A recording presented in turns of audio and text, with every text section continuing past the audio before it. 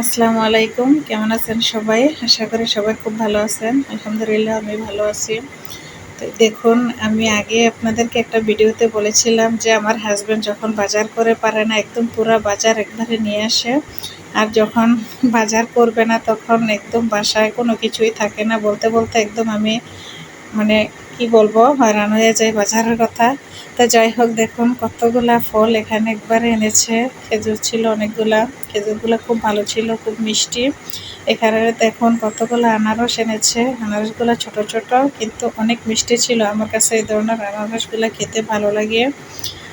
বড় আনারসগুলো একদম ভালো লাগে না আমার কাছে। তো এখানে দেখুন দুইটা বেল এনেছে। বেলটি খুব ভালো ছিল। আমার হাজব্যান্ড বেলের শরবত খুবই খুবই পছন্দ করে।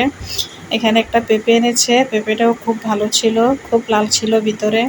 তো এখানে হচ্ছে আমার খুব পছন্দের একটা ফল, সবজিও বলা যায়, ফলও বলা যায়। এটা হচ্ছে বিলম্বু। আমার খুব পছন্দ এটা, আমি মাছ দিয়ে রান্না করে খাই।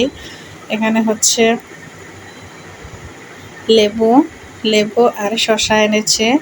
লেবুগুলো খুব ভালো, একদম মনে হয় কি গাছ থেকে এইমাত্র পেরে এনেছে, খুবই ফ্রেশ ছিল। শসাগুলোও খুব ভালো। তো এখানে দেখেন এতগুলা ক্ষীরা আছে, আবার কেন শসা এতগুলা নিয়ে আসছে আমি বুঝি না। এগুলা কে খাবে? মানুষ হয়েছে অল্প বাসায়।